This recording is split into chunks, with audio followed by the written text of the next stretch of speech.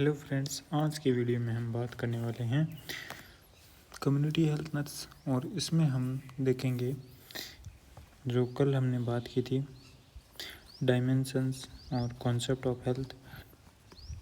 तो आज हमारा टॉपिक रहेगा डिसीज़।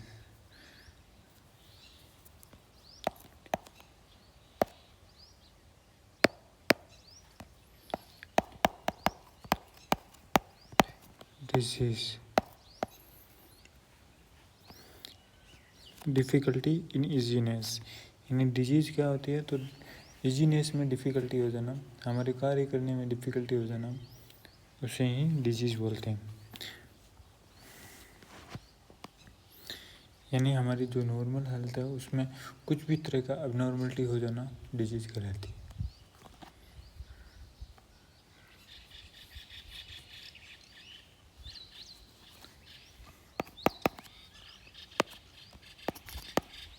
अकॉर्डिंग टू हेल्थ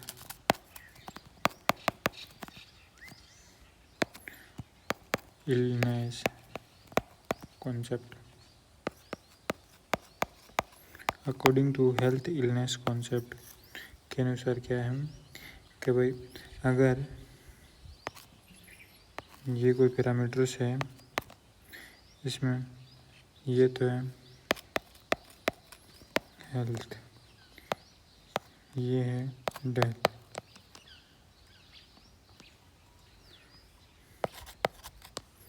और अगर इसके बीच में जो पैरामीटर्स रहेगा उसे बोला जाएगा डिजीज।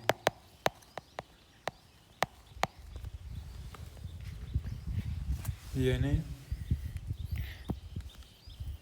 ये सबसे ऊपर का पीक लेवल का है उसे बोला जाता है हेल्थ, और जो बिलो लेवल, जो जीरो लेवल पर है, जीरो लेवल और ये peak level,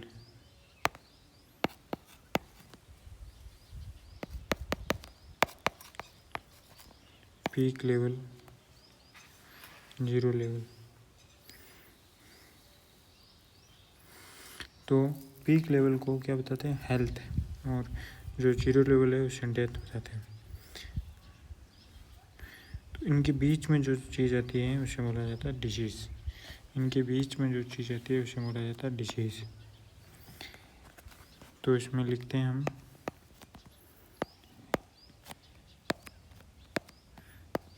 if energy level at the zero at the peak level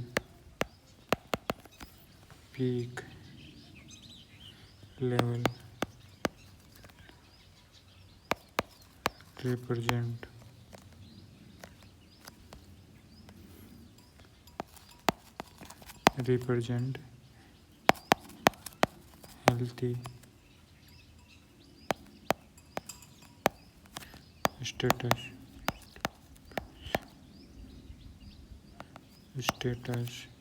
represent healthy status, but if come at zero level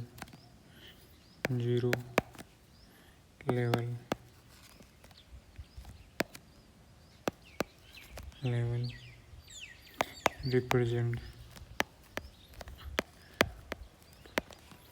death।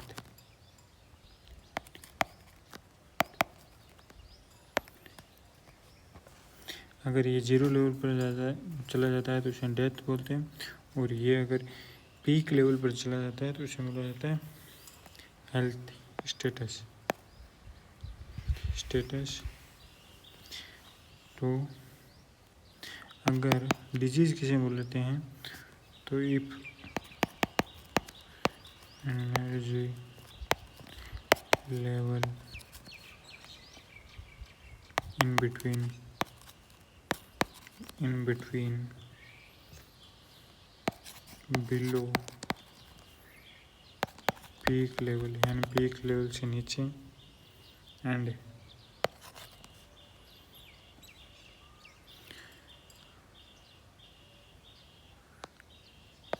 Zero level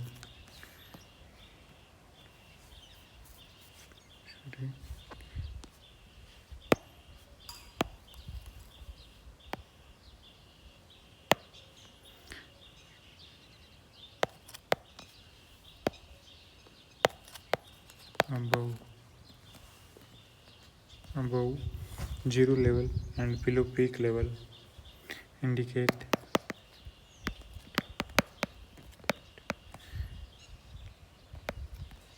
disease। यानी जो peak level है and zero levels के बीच में है तो वो किसको इंडिकेट करता है? डिजीज़ को इंडिकेट करता है।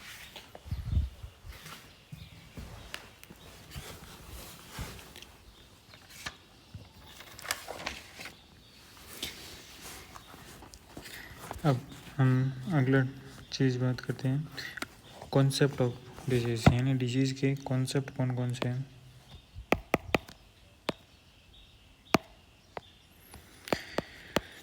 Concept of disease,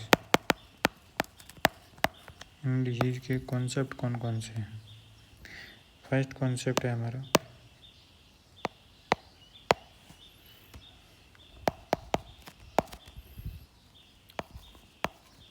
super natural theory. Super natural theory first concept है हमारा। इसमें क्या बताया गया है? इसमें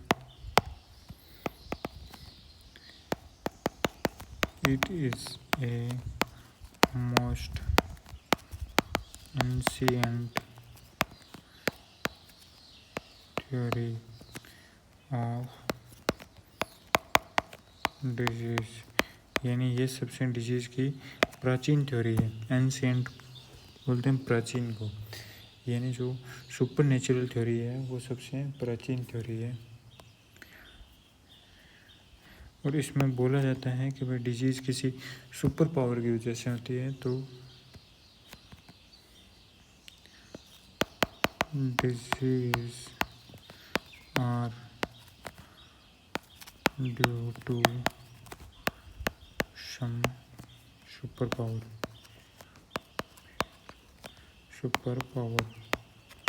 यानी जो डिजीज़ हुई है वो किसी सुपर पावर की वजह से हुई है। Disease are due to some super power.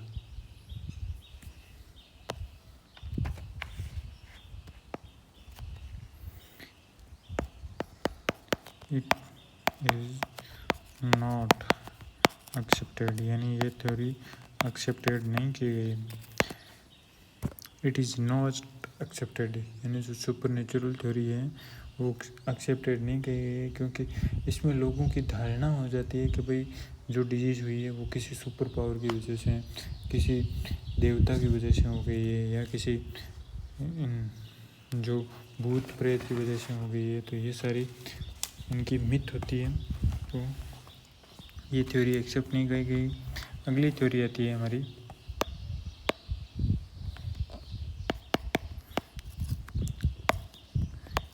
Greek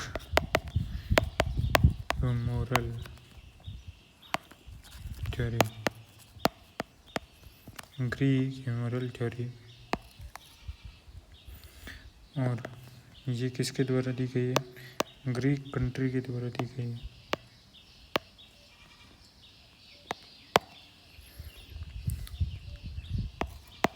given by Greek country.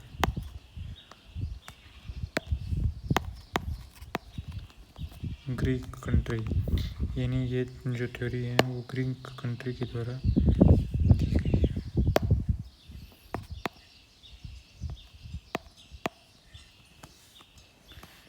और जो ग्रीक ह्यूमरल थ्योरी है ये भी एक्सेप्टेड नहीं की गई है। Not accepted. इसमें जो ग्रीक ह्यूमरल थ्योरी है इसमें 4 टाइप्स फ्लूइड आर इंक्लूडेड है। 4 types fluid are included. Blood को बोला जाता है एयर। और प्लेगम को बोला जाता है वाटर। ब्लैक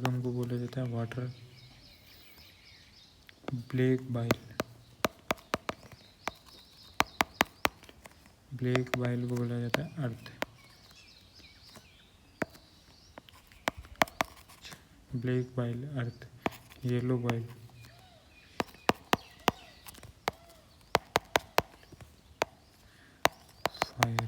बाइल को बोला जाता है फायर।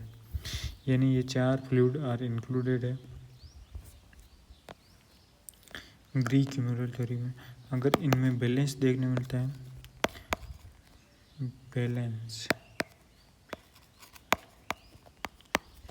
Balance indicate health. अगर इसमें इम्बैलेंस देखने मिलता है,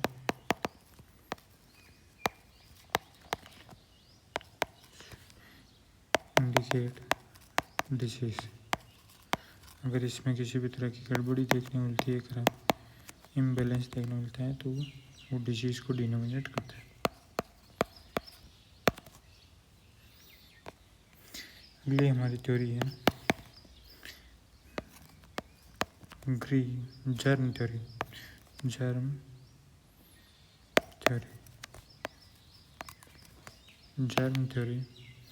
जर्म थ्योरी को क्या बोला जाता है? जो किसके द्वारा दी गई है? लुई पास्चर के द्वारा दी गई है। Given by Lewis pasture. यानी ये जो थ्योरी है किसके द्वारा दी गई है? लुई पास्चर के द्वारा। और फर्स्ट साइंटिफिक थ्योरी है। फर्स्ट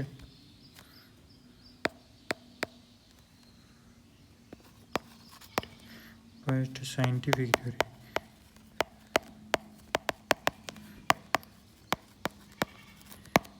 फर्स्ट साइंटिफिक थ्योरी है जो जर्म थ्योरी है ना, वो साइंटिफिक थ्योरी है। और ये किस पे वर्क करती है? तो ये वर्क करती है बायोमेडिकल कॉन्सेप्ट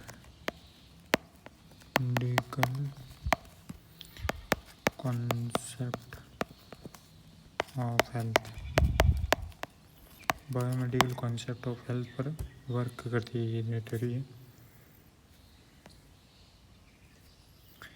अगली थ्योरी आती है हमारी 4 नंबर, जो multifactorial theory.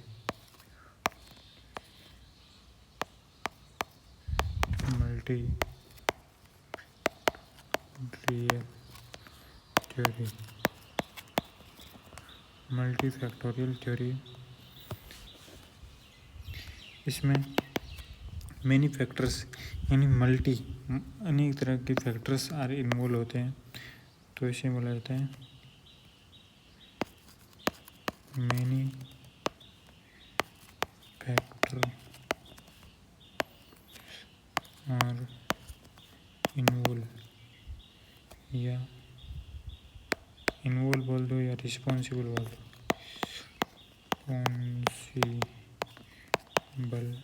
For disease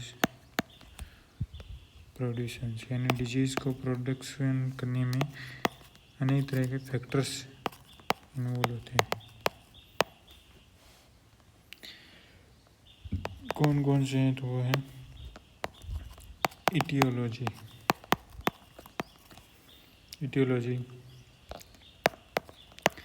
risk factor और इटियोलॉजी, रिस्क फैक्टर और causes. Etiology, risk factor and causes, यानी ये फैक्टर्स आर इन्वॉल्व होते हैं जो डिजीज प्रोड्यूशंस नहीं कर पाते। अगली आती है एपिडेमियोलॉजी।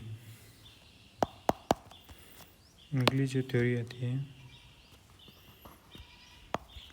Epidemiological trend.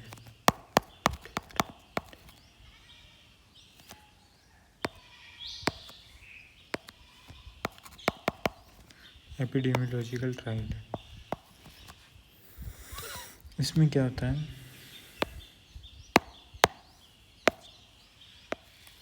एक ट्रायंगुलर शेप की आकृति होती है। इसमें क्या देखना होता है,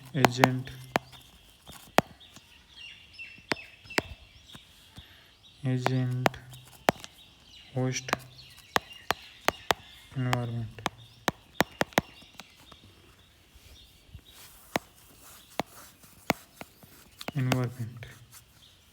एजेंट होस्ट एनवायरनमेंट, अगर ये तीनों प्रेजेंट होंगे तो डिजीज होगी, अगर ये तीनों में से एक ही एब्सेंट हो गया तो डिजीज नहीं होगी। इसको हम एक फेमस उदाहरण है उससे समझते हैं कि एजेंट को बोल देते हैं बॉयफ्रेंड, ये गर्लफ्रेंड है और ये रूम है।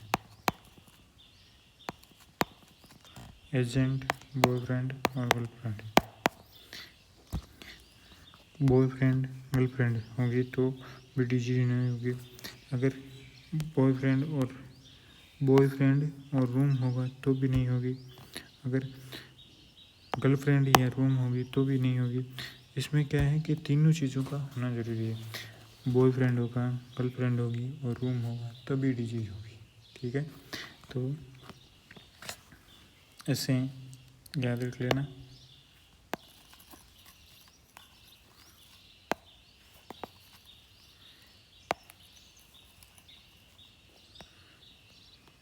अगला है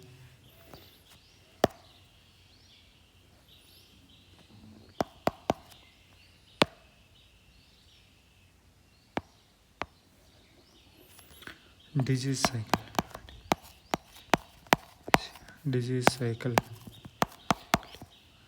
साइकल्स।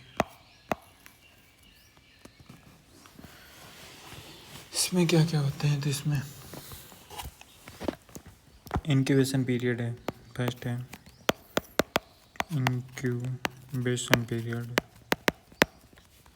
इंक्यूबेशन पीरियड 2 नंबर पे आता है प्रोडर्मल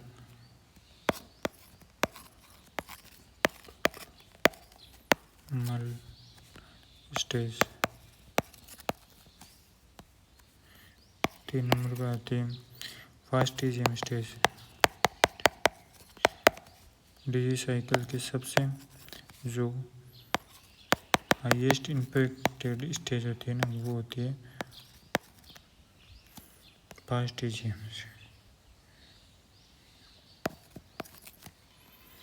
डिफरेंसेस,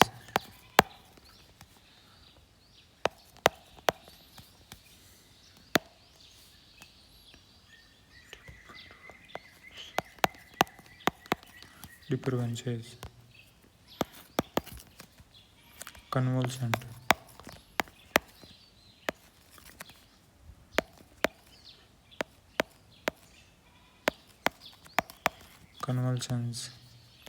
और 6 नंबर पर आता है डिफेक्शंस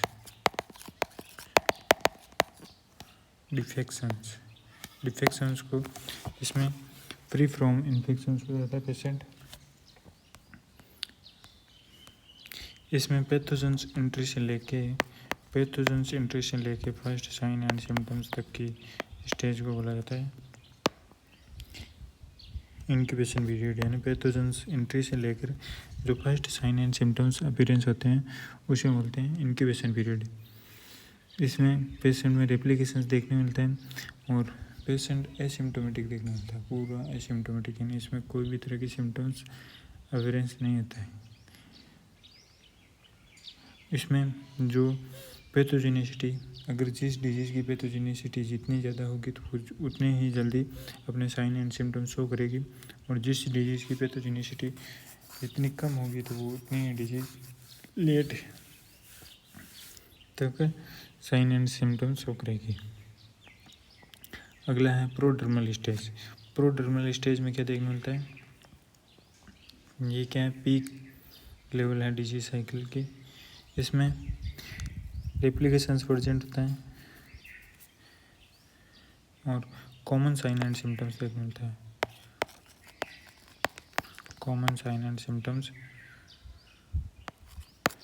साइन एंड सिम्टम्स देखने मिलते हैं।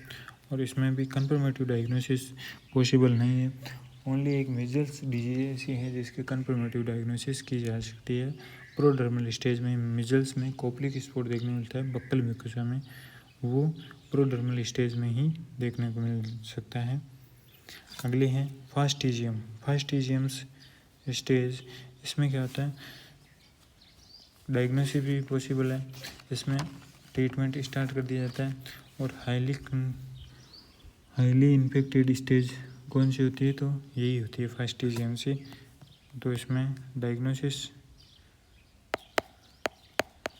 इज पॉसिबल, यानी ऑल डायग्नोसिस आर पॉसिबल।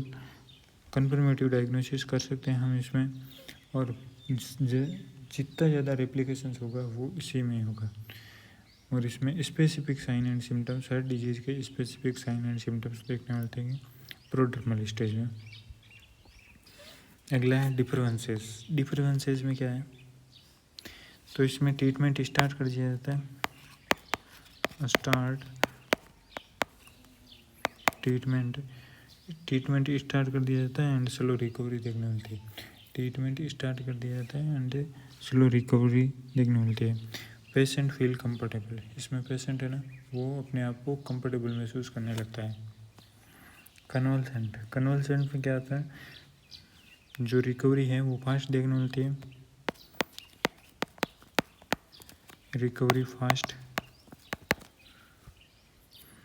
और all sign and symptoms disappear, sign and symptoms disappear हो जाए,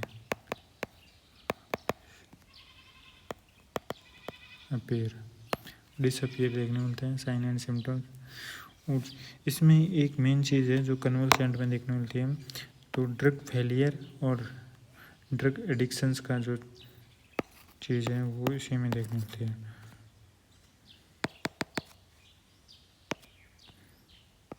drug failure and drug addiction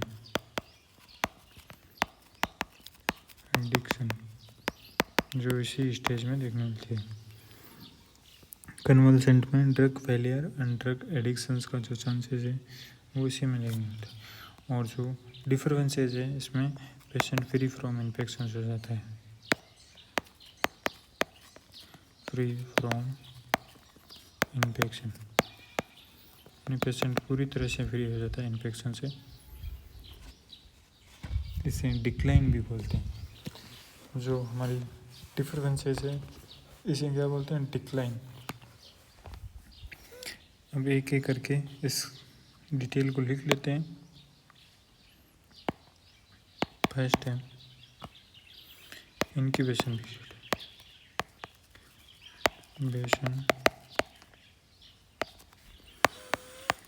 period.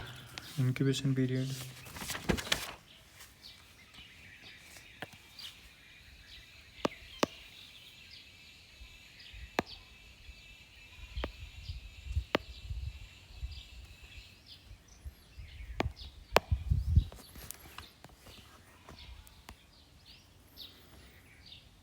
इसमें क्या क्या देखना होता है, तो आप एक बार लिख लीजिए, बाद में और समझा देंगे।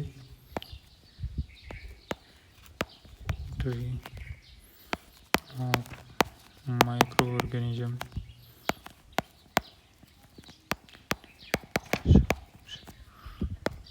To appearance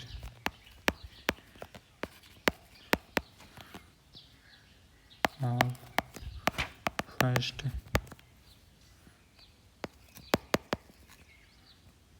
sign and symptoms.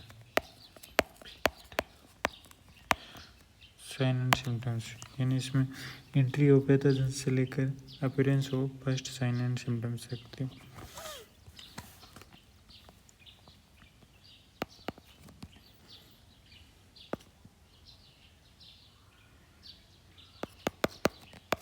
It may be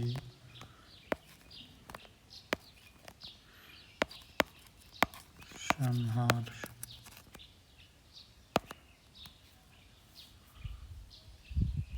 day, week,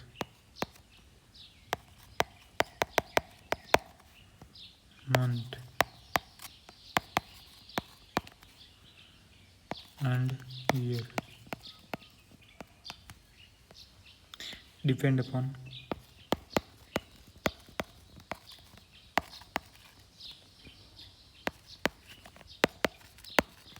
pathogenicity.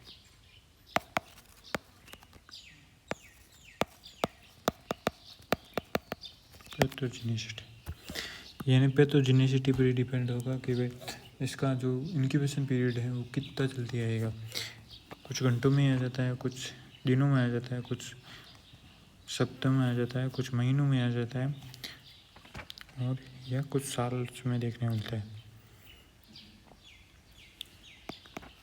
और पेशेंट एसिम्प्टोमेटिक रहेगा, पेशेंट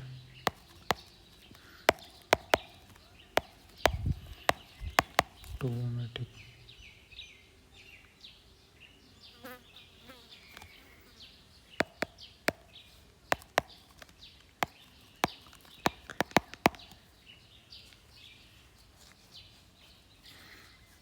जो ऑर्गेनिजम्स हैं उसका रेप्लिकेशंस प्रेजेंट होगा।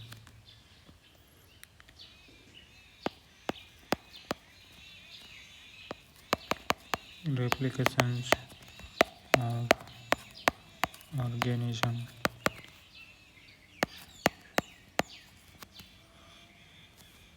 Are present.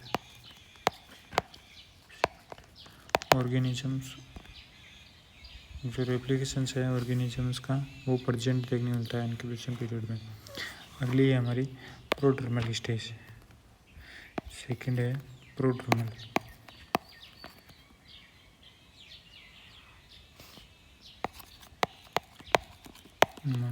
Stage. Prodromal stage में क्या होता है,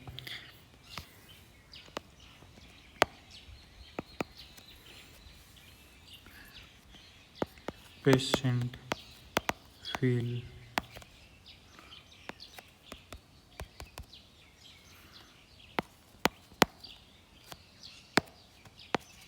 something working into body. Patient feel करता है कि वे मेरी बॉडी में कुछ वर्क कर रहा है। रेप्लिकेशंस फास्ट देखने मिलते हैं,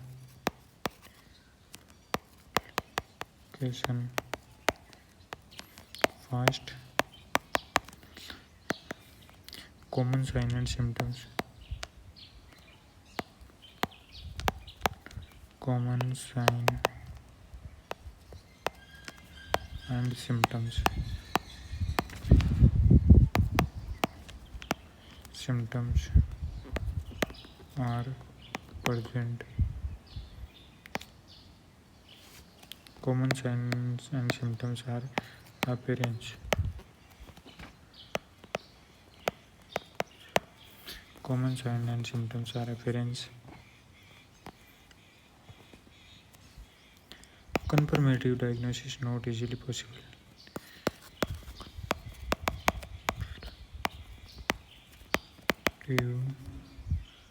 diagnosis not easily possible। यानी जो कन्फर्मेटिव डायग्नोसिस है वो इजीली पॉसिबल नहीं है प्रोड्रमल स्टेज में। प्रोड्रमल स्टेज में कन्फर्मेटिव डायग्नोसिस पॉसिबल नहीं है। इसमें मीजल्स एक ऐसी डिजीज़ है जिसके स्पेसिफिक साइन एंड सिम्टम्स देखने मिलते हैं। Only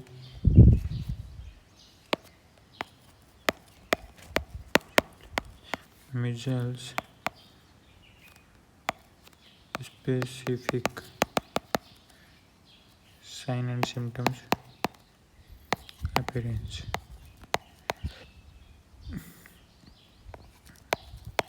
appear this stage। यानी जो सेकेंड स्टेज होती है प्रोड्रमल स्टेज, इसमें मीजल्स के स्पेसिफिक साइन एंड सिम्टम्स देखने मिलते हैं। मिजल्स में क्या देखने मिलता है? कोपलिक स्पॉट देखने मिलता है। कोपलिक स्पॉट। और ये कहाँ देखने मिलता है? कोपलिक स्पॉट कहाँ देखने मिलता है? तो बक्कल म्यूकोजा,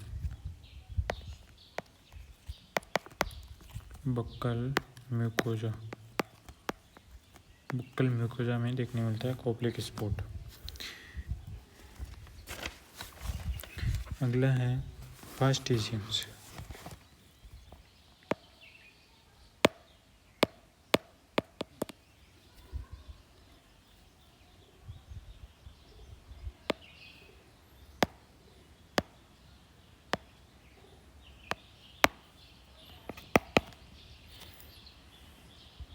जो 3 नंबर स्टेज है वो फास्टिजियम।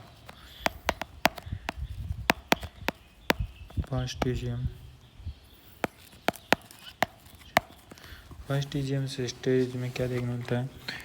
तो इसमें स्पेसिफिक साइन एंड सिम्टम्स देखने मिलता है। Specific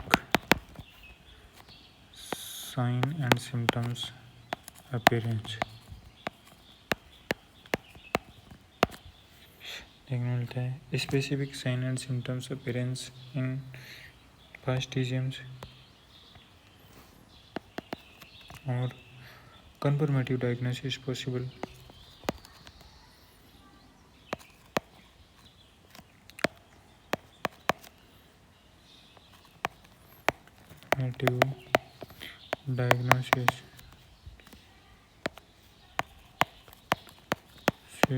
Confirmative diagnosis are possible। confirmative diagnosis are possible। Peak stage है डिजीज साइकिल की। Peak stage of disease cycle, disease cycle की पीक स्टेज देखने मिलती है। हाईली कंटेजियस स्टेज भी बोला जाता है इसे। वही highly contagious stage, highly contagious stage भी बोला जाता है। और इसमें ही देखने मिलता है मैक्सिमम रेप्लिकेशन,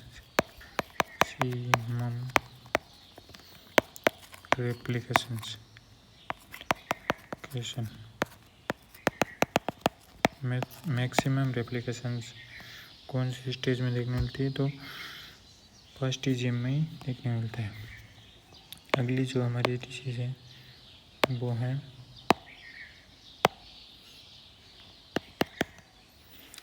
डिफरेंसेस।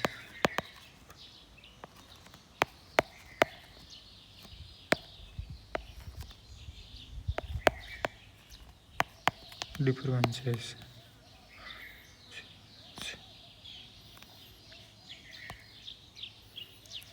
डिफरेंसेस इसमें क्या क्या देखने मिलता है? Treatment start,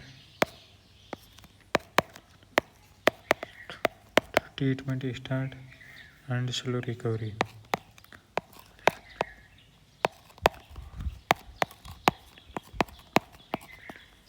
slow recovery, treatment start कर दिया जाता है एंड स्लो रिकवरी देखने मिलती है। और क्या? पेशेंट फील कंफर्टेबल, पेशेंट क्या फील करता है? कंफर्टेबल।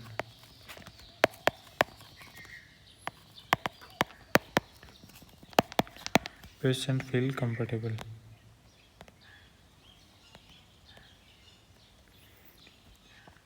अगली जो स्टेज है वो है कन्वल्सेंट, 5 नंबर स्टेज है।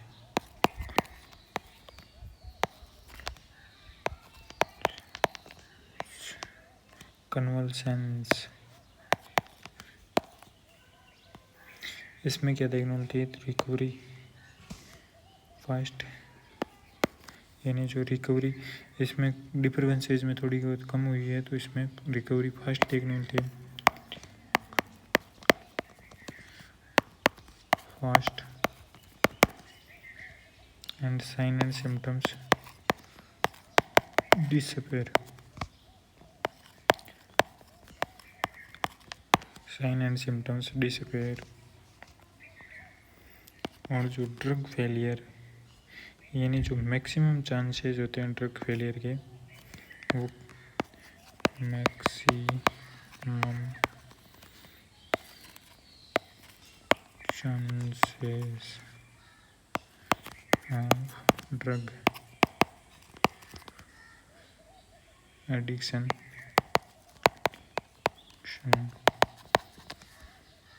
Drug addictions and drug failure and drug failure कौन से स्टेज में देखने मिलते हैं? तो ये कन्वल्शन में देखने मिलते हैं। अगला है डिफरेंसेस।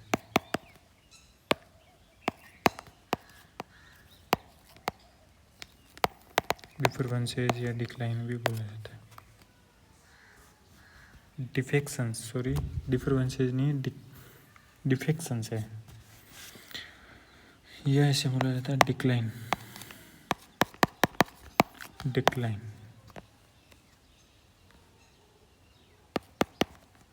तो इसमें क्या देखने मिलता है? Patient free from infections, patient free from infection, यानी इसमें पेशेंट में कोई भी तरह का इन्फेक्शंस नहीं देखने मिलता है। ये था हमारा डिजीज़ साइकिल्स। डिजीज़ साइकिल्स की चारों स्टेज हमने बात कर ली है। अगले जो वीडियो आएगा उसमें देखेंगे आइसबर्ग फिनोमेना। तो इस वीडियो में बस इतना ही, तो मिलते हैं नेक्स्ट वीडियो में। अगर चैनल पर नहीं हो तो चैनल को सब्सक्राइब करें, और अभी तक वीडियो को लाइक नहीं किया है तो वीडियो को लाइक करें और अपने दोस्तों के साथ भी शेयर करें। मिलते हैं नेक्स्ट वीडियो में।